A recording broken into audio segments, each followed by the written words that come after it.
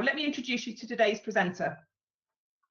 Described as an international black belt in conference sales by her clients, I'm delighted to welcome Kira Feely, author of Steps to Win in the Meetings Market, to our series of educational webinars. Kira has developed a Steps to Win program specifically for hotels and venues. It's a map of how meeting planners buy and what steps they take to help them make a decision on which venue to book for their events. Kira will share a few of those steps with us today and in a series of webinars we have designed for 2018 to help you win a lot more conference, meetings and training business. So with that, I'm very excited to hand over to today's presenter, Kira Feely. Thanks, Kira. Thank you, Kate. Hello, everybody. Welcome, welcome, welcome. I'm thrilled and delighted that so many of you have taken the time to join us. It is always an honor when somebody gives us their time, and I want to very much respect that. So in the next hour of your life, I want to share with you some very simple, practical, and very implementable strategies on how to win a lot more conference, meeting, and event business, because that's what it's all about, right? And yes, my name is Kira Feely, and I love my work because all day long I get to work with hotels and venues such as you to show them how to win a lot more business. And I do that by showing them how to build some power moves with the meeting planner. Now, today in particular, I want to show you how to build one really essential power move in this industry, and that is how to build trust. We'll just go right over to the slides now and we'll walk you through a few of those key strategies. An essential part to all of our work is to build trust with the meeting planner, because it's the key between a sale and no sale, or how much or how little conference, meeting, or event business you are going to win. And when you think about it, in our industry, it's really the foundation stone. Because when a meeting planner books with you or decides to engage with your venue, they essentially are giving you their reputation. And you know yourself, it takes years to build a reputation. They're also essentially giving you the reputation and the brand of their company. And brands cost hundreds and thousands, if not millions, to build. So a wrong venue choice can do a lot of damage, and to these, reputations or to this brand. Now, this fear of loss of reputation or brand is always there. A planner will never verbalize that to you and say it in those words, but it is always there. So in order to overcome this fear of a loss of reputation or brand, we must build higher levels of trust and confidence in order to win and earn their business and earn their time even to get a conversation with the planner. So if you want to fill your venue 7 days a week for the next year and years to come, then stay tuned in and join in the conversation, because you too have a lot of expertise. But I want to share with you what I learned in my 10 years of being on the venue sales side, but then most importantly, when I went to the other side, when I became an agent and a planner, I got to see the bird's eye view of how a planner thinks and buys. And they think and buy in a very different way than what I had been trained to do in my hotel sales days. Now, a big problem, folks, that I'm seeing in the industry is that the planner is not believing your team's sales and marketing pitch. And I know that this is devastating. I know in my days, I would have been saying, Kira, or what do you mean they're not believing me? But you can see it in the world out there, folks, that there is a higher levels of distrust between our politicians, between our banking system, and in particular in when people are making decisions on what to buy. So what can we do? Well, we must build more authentic sales and marketing strategies and more believable messages so that the planner will engage with us and importantly give us their time. It's harder and harder to earn that all important conversation with a planner, and in particular the face-to-face time. So how can we do that? Well, being more relevant to our clients is an essential way, and communicating with them more effectively. Now, some of you may have attended the IACC Connect conference in New York in 2016. I spoke at it with Thomas Waddell, and he shared this analogy, this story, which I have his permission to reshare with you. But let's imagine for a minute that you have been invited to your boss's house for dinner, and you know that they like a good bottle of wine, and you want to make the right impression and get that right bottle of wine.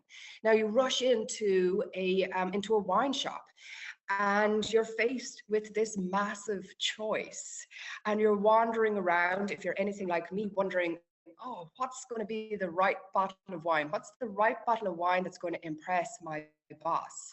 And you're trying to make a decision based on what country the wine is from, based on what price it is, perhaps, hoping that if you spend enough, that it will be the right bottle of wine. Okay, and let's imagine then, that this is the terminology, this is what the seller, the words that they are using to help you make a decision. Red, dry, full-bodied, spicy, rich, or French. I don't know about you, but this doesn't really help me to make a decision on that right bottle of wine. Let's imagine then that you walk into the Bottle Rocket in Upper New York City, in Upper Manhattan there, and you have a selection of wines that have been chosen and presented to you as a suggestion, as a gift for the boss. How relieved do you feel? And how smart is this? Because this wine store are making it easy for you to say yes. They're making it easy for you to spend your money with them. And I even love how niche they've got. If you notice over here on the left-hand side, they have suggested wines for the third date. So let's move on, guys, and let's look at the industry lingo. That is what the seller is using to try and get you to buy a bottle of wine, to spend your money with them. Dry, full-bodied, red, spicy, French. But what the buyer is thinking and what the buyer would say is, I just want a bottle of wine that's going to impress my boss. So you see the conflict here, you see the difference in communication. So for a minute, guys, let's look at the common language in our industry. How often do you read a great experience, a memorable experience, a unique venue, exceeding expectations, perhaps a leading hotel or venue, an ideal venue? If you are selling that you have a convenient or great location, you are selling yourself short. You need to unravel that another little bit. And if you are talking about how your great location can help the planner to get more attendees at their event, then now you're talking the language of the customer and you are being a lot more relevant. I have searched and trawled thousands of websites in our industry when I developed the module on how to create a conference-friendly website. And these are the phrases that are out there.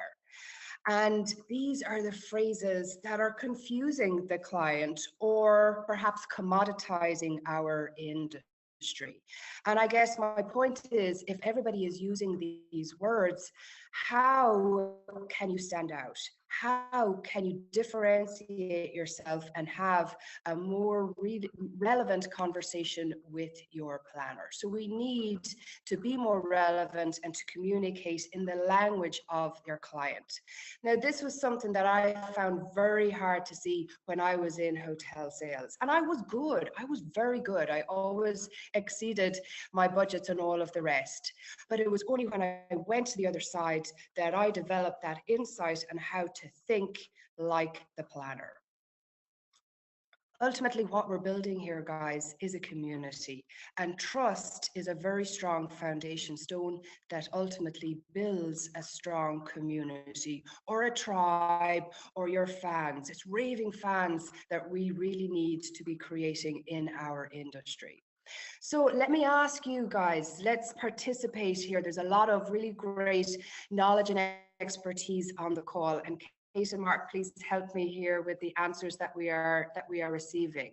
But let me ask you, what are the lead generation surroundings and accommodations for up to 600 guests?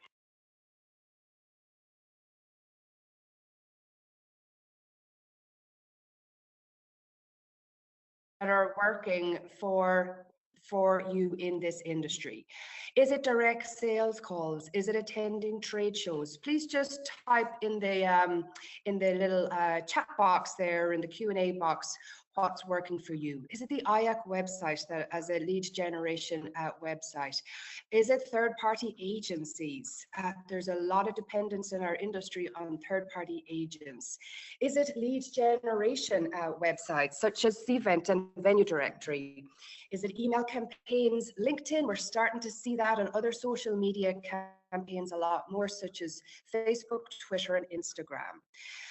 So perhaps, you know, share what is working for you, and let's see what perhaps is there a commonality as to what is working for the 100 or so hotels and venues that are on the website. Are you seeing what's happening there, Kate or Mark, in the chat box? So Chiara, this is Mark. Hi there, can you hear me okay? Hi, Mark. Hi there. So Yep. a little bit coming in from one which is from Venue Directory, which is one of the European publications. Also referrals, the power of referrals as well is coming up. Yes. Kathy is adding direct sales. We're getting third parties coming up. So yeah, there's some definite direct sales threads coming in here. Also Cvent, local CVBs are powerful as well. Interestingly, Matthew Hancock says, you know, mostly from word of mouth and people attending a separate event at the venue. So that word of mouth having put on a great meeting experience. That's fabulous, and that's very, very powerful. Those will always be the easier leads to convert. Thank you for that. So folks, what I've learned is that clients really don't care about your venue, as hard as that may be to hear. They care about their problems. So we must really zone in and focus on them, and of course know intimately what they are. Because it's not about how you want to sell, it's about how the planner wants to buy. And so we must refocus and redirect all of our efforts to all of our sales efforts to how the client wants to buy. And I see companies investing, you know, thousands, hundreds of thousands in, you know, what's the next edge? Where can I really gain the edge in this marketplace in order to win a lot more business? And this is it, guys. It's about going back to basics and thinking like the customer and really submersing yourself in their world. And again, this was something that when I was in hotel sales, because you're too close to your own business, it can be very hard to see and to develop that third eye, so to speak. So this is what I have done. I've done all the hard work for you folks. And I've developed How the Buyer Buys. It is the Steps to Win program. And I'm going to walk you through a few of these steps in order to share with you some essential strategies that you can put into place in your business straight away to help you win a lot more confidence meeting and event business. And I spend a lot of time in the first 3 steps in particular. Why? Because that's where 80% of loss of leads are lost, in these first 3 steps. And what's essential here, guys, is it's about getting a yes at each step of the client's decision-making process, because you can find that you get right up to the end and you're just, waiting, anxiously waiting for that yes or that phone call to say, yeah, we're going ahead with your venue. And then you may get that devastating news that no, they've chosen the competitor. And what I have found from being on the buyer side is that it's because we didn't get a yes at some of the very early stages of their decision-making process. So now, Justine is... Kiera, yeah. just one moment. Apologies to stop you there. Just one request that's come in. We've got a banner at the bottom of your presentation which says "Go to Meeting Screen Sharing." Could you just hit the high? That's wonderful, because some of the with some of the text we were just missing out on that slide. Thank you so much.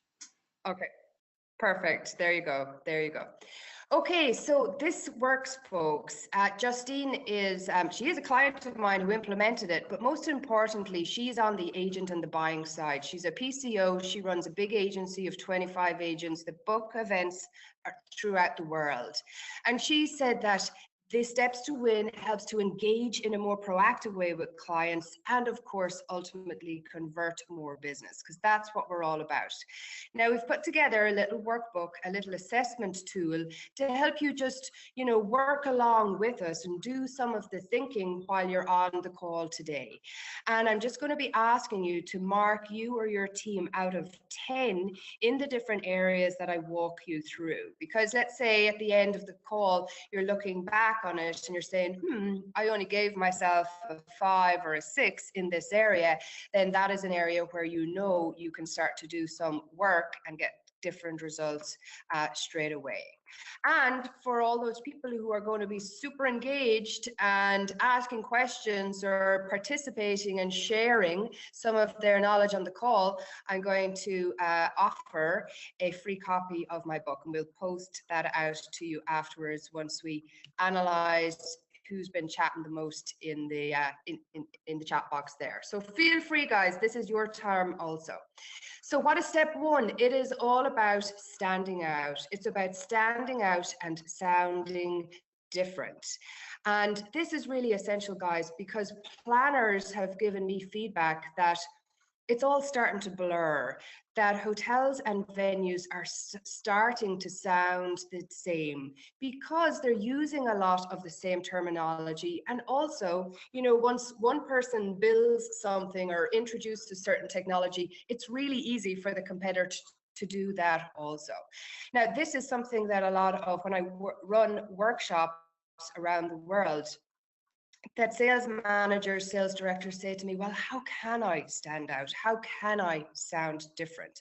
And this is a fabulous step, because this gives you opportunity to start taking back control of the sales conversation. And I feel that has been lost in our industry. And it's really about developing out your questioning technique and how you are strategically and systematically building the relationship with the client. Now, when we're asking better quality questions, folks, what that does is, number one, it helps the client to see why they should trust you. Because if you're asking really great questions that's helping them to think, then they're going to trust you a lot more. So that's the second point. You're helping to give the client clarity on their event. They may have called you, they may have put something together in a rush and sent it off to you because their world is equally as crazy. And by asking them questions, to give them a moment to breathe and think through the event, you are positioning yourself as being of more value. And number 3, you are positioning yourself as being a consultant and a trusted advisor. We do not need more salespeople in this industry. It is changing. And in my book, I write a whole chapter on how this sales role is evolving. We need to develop trusted advisors and consultants and educators, and being part of the IAC community really gives you that edge, because they've done so much of the research and have wonderful papers written and videos created on how to educate the client on how to run an even better event. And a great pitch, guys, is not about closing the sale, it's about opening up the conversation and allowing the client to think and speak about their event. And of course, listening and knowing what to do with those brilliant answers. So let's look for a minute at how we can stand out with the IAC difference, as I call it. We have space, first of all, that's designed for meeting and conferences. It's not ad hoc put together and there's 10 weddings happening at the weekend. It's not a wedding venue that's been made to look like a conference space. For example, I go to a networking event on a regular basis and they have curtains like this up. And yes, they push them to the side for the corporate event, but you can still see signs that it's such a wedding venue everywhere. Even the chairs that you sit on have chair covers on it, like as in a wedding event. And of course, this sends alarm bells to conference planners. Now, I know this particular venue wants a lot more meetings and conference business to fill their venue 7 days a week, but that's not going to happen with this kind of decor. So you have very much the edge with meeting space designed for conferences and events, because it's a very different market. And when the planner sees that you get that, it immediately is building trust and confidence with them. Networking space. IAC venues have designed networking space to help people to connect. What's the number one reason why people go to events? It is to connect. And Mark has spearheaded a fantastic report on meeting and event space of this future. And with planned breakout space, there's more and more breakouts happening in the conference industry, and it's essential that you're talking about that. Designed and transparent food and beverage offerings. We have the coffee breaks that are continuous. It's a fabulous offering to the conference client. And what I love about Dulce and the work that Dolce Hotels are doing is with developing nourishment hubs. Doesn't that sound so much better than food station? So it's really about being confidently able to look a client in the eye and talk about the IAC difference. 24-hour rate. Clara, one moment. Yeah. Just have a question, if I can use the opportunity to, just a suggestion that's come in from Tamara. Tamara's talking about an approach, that she started doing, which is offering ways on how they can collaborate and partner with them to earn the business for all of their business. So for a series of business by the sounds of things. So taking what Tamara's highlighting is, offering a partnership on how they can help each other. So approaching it in a true partnership proposal, as opposed to just dealing with a need that they perceive the client to have, is something that's resulting in a great exchange of information. So that's just something that's working for them, and Tamara wanted to share. So I appreciate that. Thank you, Tamara, and it's fantastic strategy. We can never assume what our client needs, and having that kind of non-salesy conversation and opening up as to how can we partner, what are your challenges, are all really great strategies to take. Flexibility. Every meeting planner wants to see flexibility, and when it's built into the IAC culture, it's a wonderful peace of mind to give them. Of course, you can boast that you have staff that are experts in this market and specially trained, which of course leads to longevity of the team at the property, so that there's a consistency there with the client, with repeat business, and of course the technology standards and what is has to be built in to a venue in order to earn its certification and be approved as an IAC venue. So let's play a little game, guys. I'm going to draw a picture, And I would like you to guess what that is. Okay, so you have to ask me questions and guess what it is that I have drawn. So use your chat box there, and let's see how many questions it takes. Okay.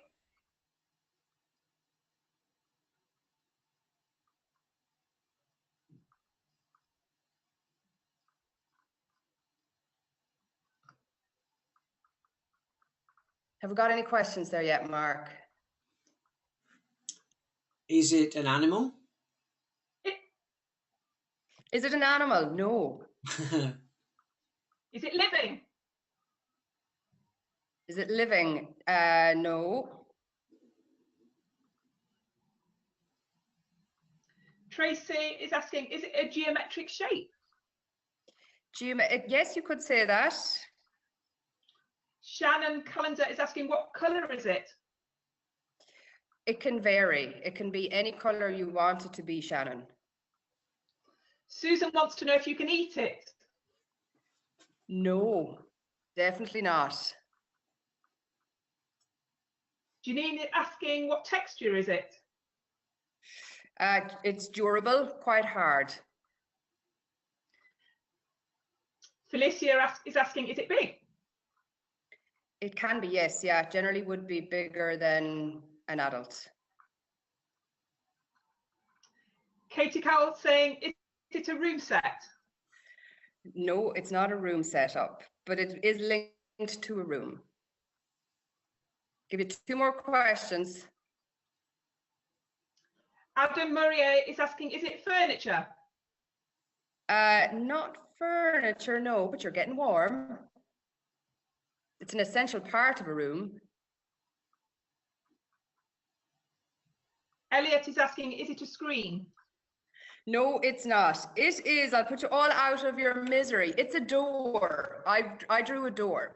And I play that game, guys, because you will notice a theme in all of those questions. They were yes or no questions that people asked me.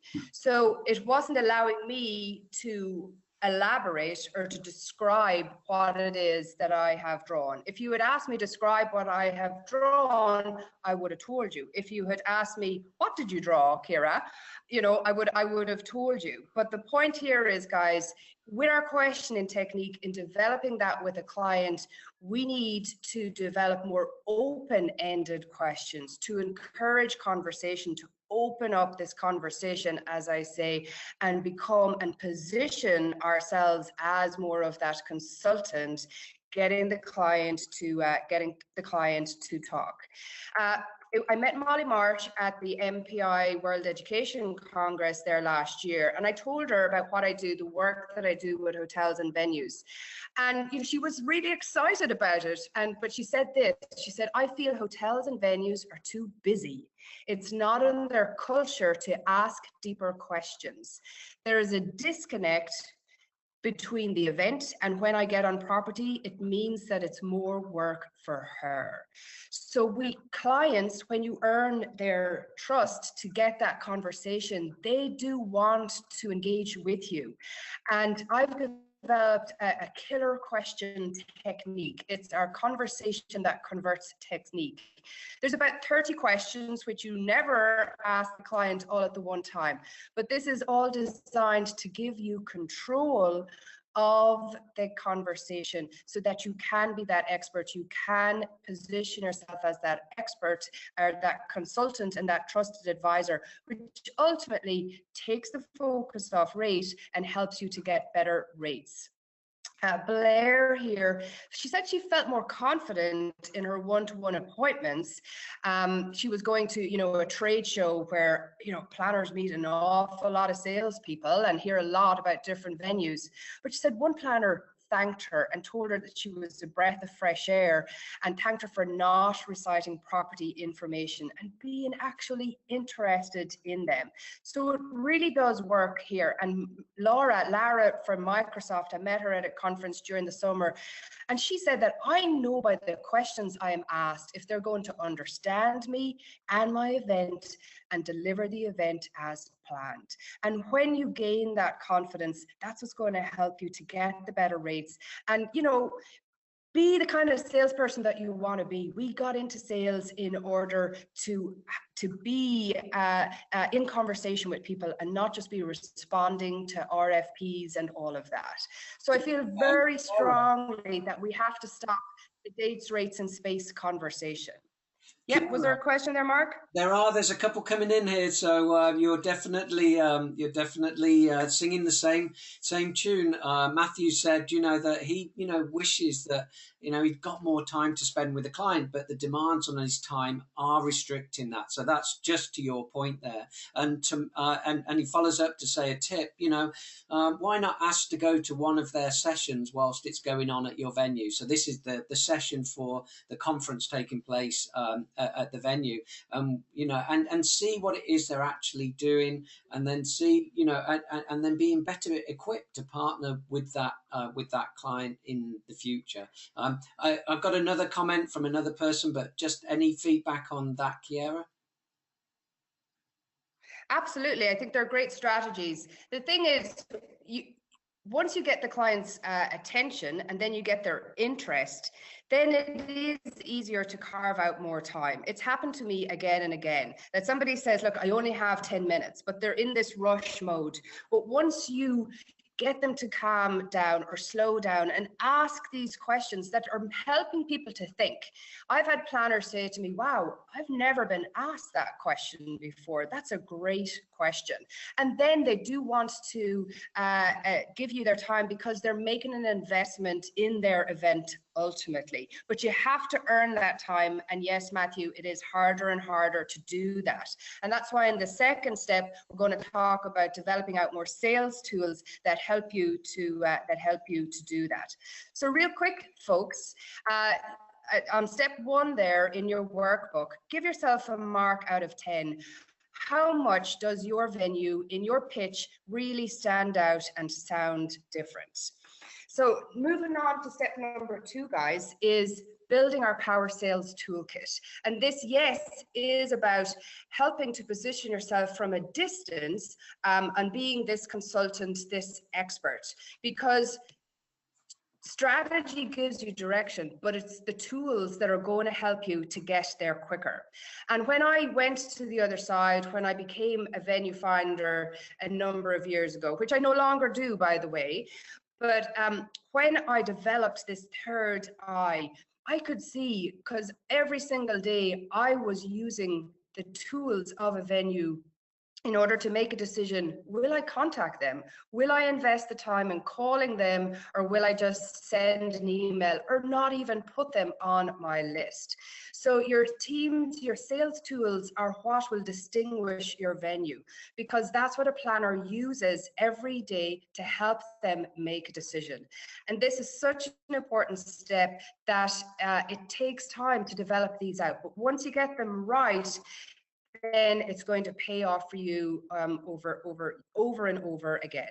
So we've spoken a little bit about the pitch, and it's essential to tap into the emotions behind the sale, because it's been proven that we make decisions based on how you make somebody feel. So conversation, yes, you're going to impact somebody, but the tools, if they're built correctly, can impact how somebody feels, because you need to design them as a resource rather than, you know, a salesy brochure. Okay.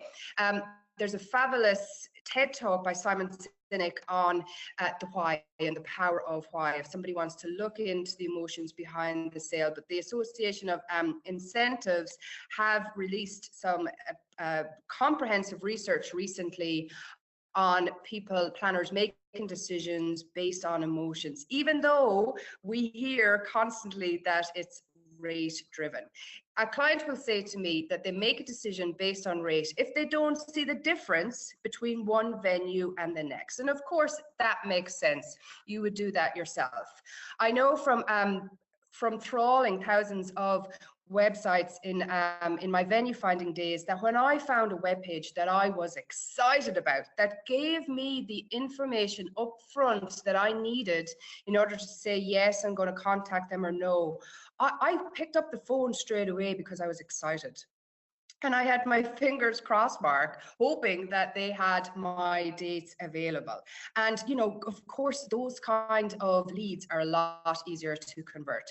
Floor plans, I don't have time to go into it in detail today, but they're the secret weapon in this industry. They're extremely powerful conversion tool.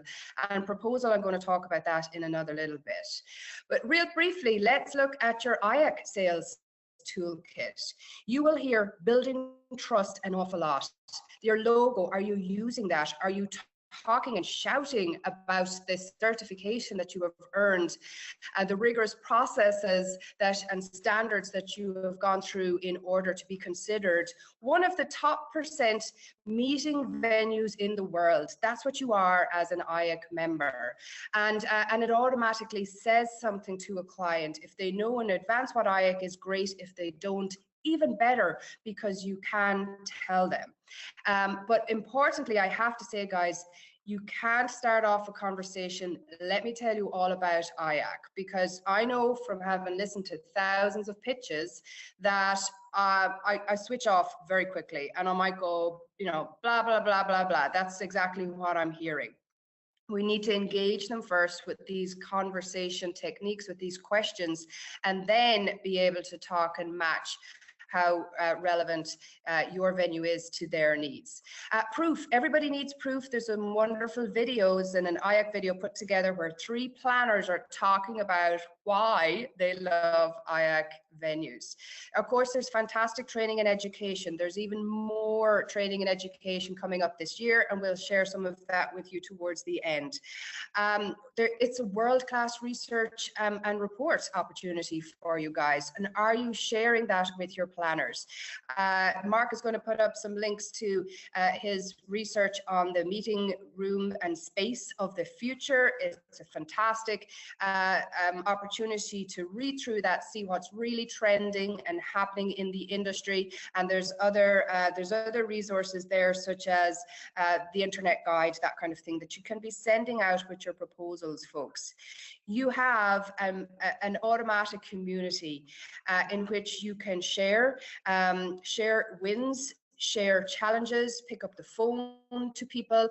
We can share link love, get active on social media, so that you have 330 odd venues around the world that know about you, that you are building a relationship with. And if a client of theirs says, you know what, I'm looking for a venue in Philadelphia, I'm looking for a venue in France, can you help me? That you can immediately say, yes, I know Matt, or I know Juan at this venue, and let me connect you. Okay, it's a powerful community to tap into. The IACC website venue page, it's a lead generator, guys. Do you have the best descriptions up there? And there's a dedicated PR agency that will help you in your PR needs. So tap into that, guys. Okay, these are clients of ours, clients of mine. Wheatwood Hall, they converted a piece of business worth 250,000 within weeks of doing the program. Why? Because they changed their conversation. The client just walked into their property that day. They also walked into 3 other big brand properties, but they didn't win it. The smaller independent property won it. Step number 3, guys, is how to write proposals that win. And this was my first job in San Francisco.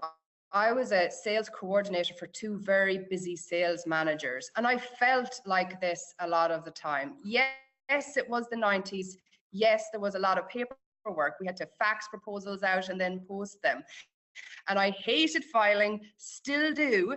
And so they would just end up being stacked up on my desk. But I never took the time to ask my sales managers, what do I need to put in this proposal to make sure that I win it? And if I had asked that question an awful lot more, we would have won a lot more of the business, and of course would have had to send less proposals in the first place. And when I became a venue finder, then I was reviewing thousands. I have reviewed thousands of proposals over the last 10 years. And what I found when I put together my specs and I listened to the end client, to the meeting planner, put together everything that they needed, sent it out to the hotels and venues.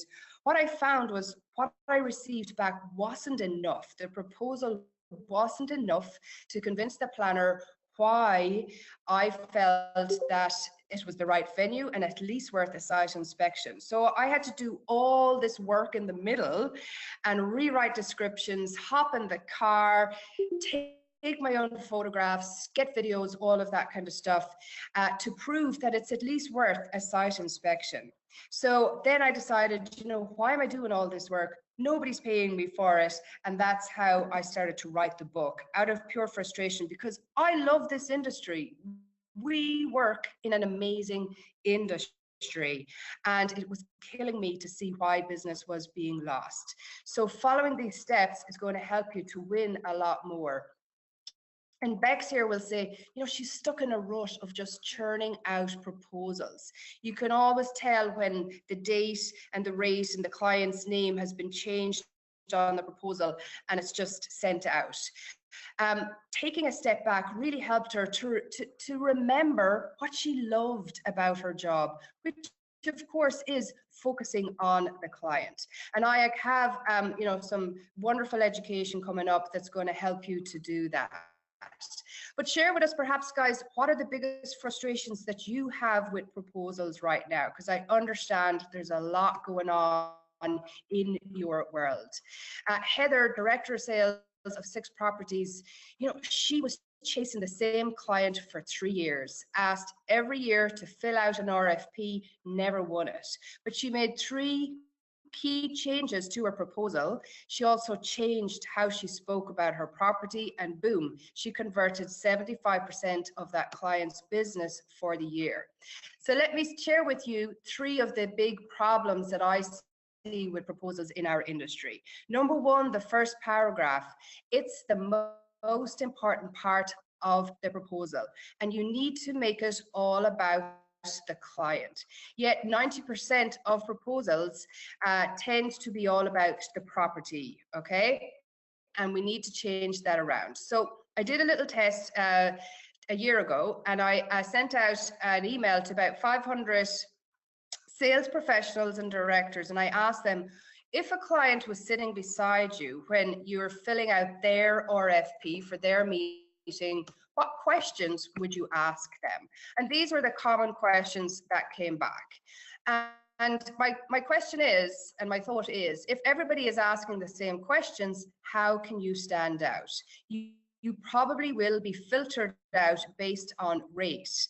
And even, I know that they should have given you the answers to this, first of all, in their brief, that the RFP isn't always as detailed as it could be. But, you know, if we're asking the same questions, we probably won't get a response, and you're just sending off an RFP and hoping that you're going to win the business. What I've learned, guys, is the better quality questions you ask, the better quality answers you're going to get. And key, of course, is what we do with those answers. If your proposal, the first paragraph, looks like this or this, stop sending it. You need to rejig it, you need to revamp it, and make it all about the client, which I know can be hard to do sometimes on your own. But you can see here, the first paragraph, the client they're used to this. Most proposals are like this, and they're just reading blah, blah, blah, blah, blah, and they skip straight to rate. And then all of a sudden you find the conversation is all about rate. So mark your team's proposal out of 10 there, and yeah, again, this is just between you and the piece of paper. Perhaps it is an area that you can improve on, because 80% of leads are lost in these 3 steps. Now, if you want to go deeper, guys, if you want to learn this conversation that converts technique, if you want to figure out how to sound different, how to change your approach, IACC have partnered with MPI on the new Venue Sales Certificate Program, and that is available to you at a discounted rate at the MPI rate. There's 2 versions available. The on-demand, you can buy it today and off you go. You can have it all done in a few hours. Or in March, they will be launching an instructor-led program by myself. These these are my my steps to win program essentially, and you'll have live Q&A sessions where you get to ask questions and I give you feedback and help you to change your proposal and your pitch and all the rest. So What's key, Ciara, folks, is it's sorry, yes. Ciara, if I may, just quickly, one point from Matthew, he said that the agency proposals are so time consuming to fill out. And I'm guessing that that is probably an hour-long webinar in its own right, but just, just to highlight that, that's helping build the pressure.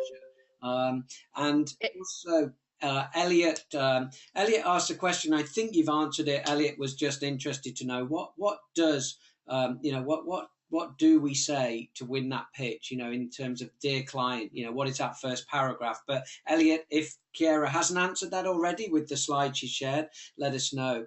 And then lastly, another comment, does anyone use KX proposals as part of Kinetic Solutions? Does anyone find that useful? I mean, I can answer that on your behalf a little bit, Ciara, just to say that KX tends to be mostly used in the United Kingdom in terms of a solution. So I'm sure within those that are joining us from the UK, that may well be something worth picking up. And maybe it's a forum question, Matthew, that we can add to the IACC forum and get some conversation around that. Okay, fabulous. With reference to the question about the first paragraph, that's not something I can answer straight away because it will vary according to the client. It will vary according to the conversation that you had in the client with the client, and then you tailor make and you personalize their proposal based on that. And a lot of the answers, or how that will become super clear, is in the module on how to have conversations that convert. And of course, the ability to open up that conversation in the first place with building the right kind of sales tools. That's a whole other webinar in itself, but fabulous question. Step number 4, stop the leaky sales funnel. Every business manages to build a funnel that has leaks, and it's about trying to fill those leaks. And the more of the right kind of leads that you put into your sales funnel, the more of the right, and of course the profitable business that's going to come out. And that's what we're in right now. It's all about profitability. That's what management companies are looking for. That's what owners are looking for, profitability. And we need to be positioning ourselves to attract more of the profitable pieces of business. And of course, what's the nurturing system that you put in place? So we dive into the database and all the gold mine that is, and essentially match your sales process with the buying process of the client. Because I feel very strongly, guys, that generating more leads is not the quickest route to profitability. Everybody is overloaded. Most people are swamped with leads from some source, in particular from third-party agencies, and you can turn into Bex and just be this person churning out proposals and hope just getting it done and have that feeling of relief that you have it done. Or we can be working in our zone with more of the right kind of clients that are ours to convert, and getting our strategy and our profitability and our growth plan in place comes down to some of these 4 areas here: our strategy, our technique, our power sales tools, the relationships, building relationships that are of value to the client and not being that salesperson, and of course positioning yourself in the marketplace and having IACC certification and that trust symbol behind you always helps with that. So real quick, guys, what's your win rate? What's your conversion rate? And of course, what would you like it to be? And that's the answer for step number 4 there. How happy are you with your conversion rate, with the power of your sales funnel? Give yourself a little mark out of 10 there. And step 5 is the wow show round, the wow site inspection. Again, I've been on hundreds, if not thousands, of site inspections, and sometimes I really wish that I hadn't given my time to the salesperson to walk around their venue. It has to be a wow, guys. There are too many average site inspections in our industry, and planners get really frustrated if it's not a wow, if it isn't shown that you're respecting their time and that you are showing how eager you are to win their business. You cannot let them out of your venue without them being able to visualize how it will work. Okay, so again, give yourself a mark out of 10 in that area, and just look back for a minute, guys. Look back at your results and where do you think are the areas for opportunity, because with this sales and marketing program, with this process, with these steps, guys, it's about getting a yes at each step of their decision making process. And there's lots of examples of success out there. I hear a lot of frustrations from sales managers, but that's just what our industry is. But it's all ERFPs, but we can't change it. And you're just trying to work harder and faster to get more done. We got to change the way we're doing it in order to get different results. And we have to change because the buyer has changed the way that they buy. But have you or your team changed the way that you sell? And if you haven't, your revenue results will be dramatically affected, because everything has changed so much in the last 2 to 3 years, and it's rapidly changing in 2018 and 2019 and the next coming years. Kiera, so guys, if I can, yes. Whilst you pause for breath for one moment, a observation. Tamara said, one eye catcher would be to start off the discussion with the client on the site inspection by letting them know that you acknowledge what the company and organisation is. By just doing that initial homework on their website is really insightful in terms of connecting them, and that little bit of homework really does pay off. Something, letting them know you've taken time to learn more about what they do, where they've held their meetings in the past. You can normally find that on your on the events part of the website of the client that you're just about to do the site inspections for. So again, just reinforcing what you're saying, but showing how one of our members really does get a lot of benefit from that. Also, Matthew, asked a question, is there any tips for WOW show rounds? And I think the answer to that is that you've got a webinar learning program later, this year that will be focusing in on site inspections. Is that correct? Absolutely. It's a module that I do that takes maybe about an hour and a half, and it's about putting the thought. And I think what's key also, Matthew, is putting a system in place so that it's easy to make the wow happen, that the wow becomes a standard, and that if you do have an unexpected site inspection, that you can just make one phone call and your team know what to put in place, how to make it a wow. Virtual site inspections, I think, are a key area to start getting comfortable with also, because it's harder and harder to get people to that site inspection stage. And you need to prove to the planner that you're not going to waste their time. The days of the planners having a 2-day luxurious site tour visit to a city, to an area, and visiting a number of different properties is fast going away, is fast diminishing. They don't have the budget and they won't take the time. You got to help the planner to visualize what their event is going to be like in your venue from their laptop, from their phone. And are we thinking through that? So that's an essential part of that. So we're coming up to the hour, guys. I want to be respectful of your time, but we want to make sure that it was productive. So take a minute. What is your next step to achieve this, guys? What are you taking from the last 57 minutes of your life? Look back over your notes. What is the one thing that you're going to do different? And we'd love it if you shared that with us, but write it down. Write it down, because there's a very powerful connection between the hand and the brain, and writing something down helps you to commit to it and remember it. And if you share it in the forum, that would be even better.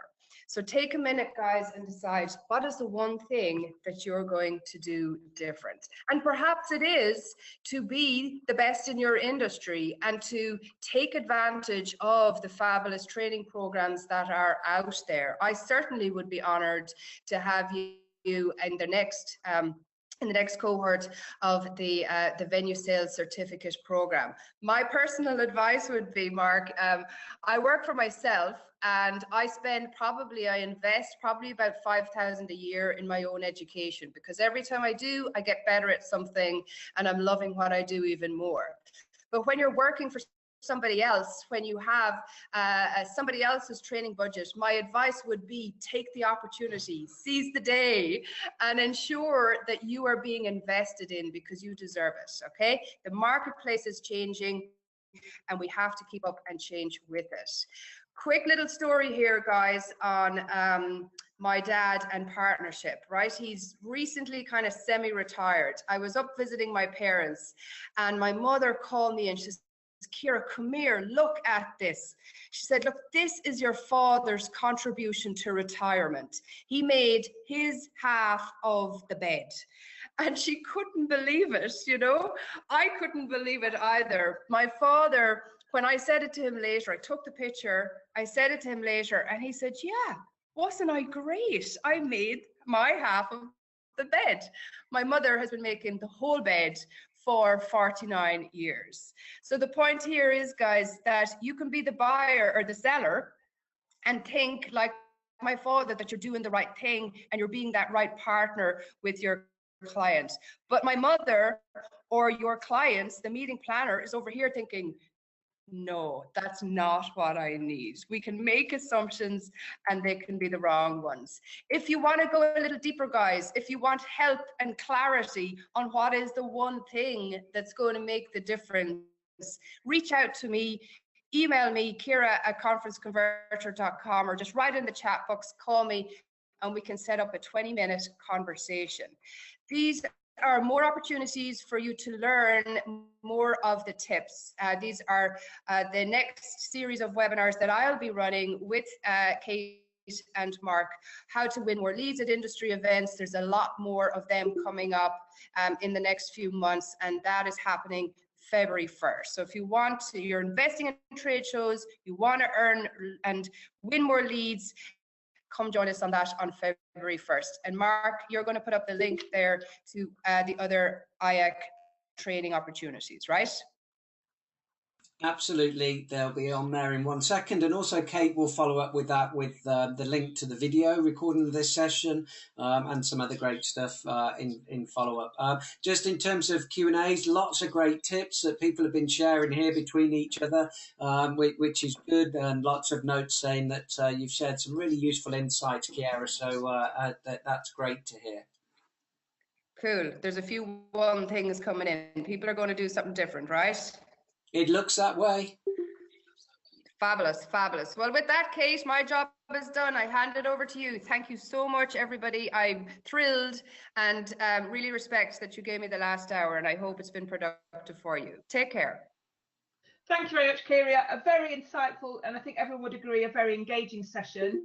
As Mark mentioned there, we have recorded this session, so I have that available via the IACC YouTube, or I can email you the link.